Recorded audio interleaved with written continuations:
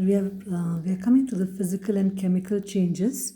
Physical changes, all right, are changes in which there are changes in certain properties like state, texture, magnetic or electrical changes, or there is a change in color takes place. For example, in the change of ice to water, that is the melting of ice to water, we will find that that is one example of a physical change. Here you will see that there is no new product formed. In the change of ice to water, though the state of ice is a solid state, it is changed to water, which is a liquid state, but the chemical composition of ice and water remains the same. Now we have the second point, that is a change is temporary and can be reversed. In the change of ice changing to water, ice, right, when we heat it, we get water, and again this water we can easily get back, it can easily be changed back to ice on cooling, right? By freezing it we can get back ice. Now this is that shows that we can get back the original substance, that is ice. This is called as a reversible change. So the change is temporary or it can be reversed. There is no gain or loss of energy. The amount of energy required to bring about a physical change is equal to the amount of energy required to reverse that change back. Now, if I want to change 1 gram of water, right, to steam at 100 degrees centigrade, this will need about 220 to 260 joules of heat.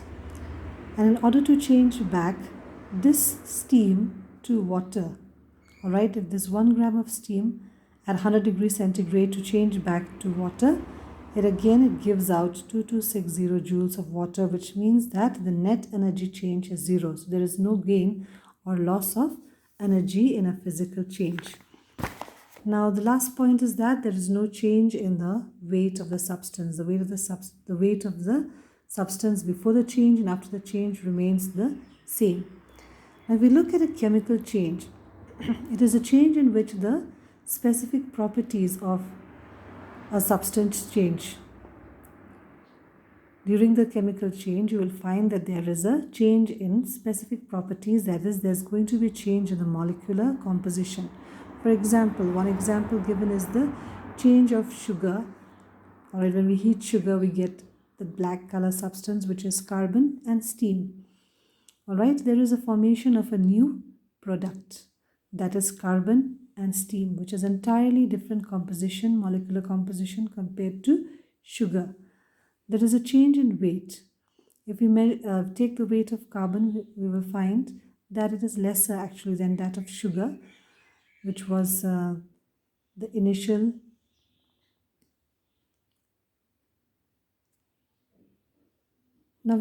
however, we will find that if we consider the weight of steam, this combined weight of carbon and steam will again be equal to the weight of sugar, which shows that the change in weight is only an apparent change. It only appears to change. Now, the change is permanent. When we change sugar to carbon and steam, or for that matter, we take paper and burn it, we get ash and again smoke.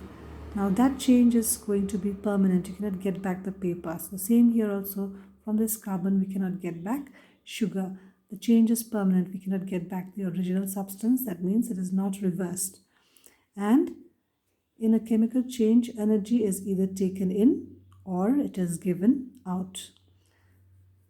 Now, from this chapter, very few questions are given and can be easily solved.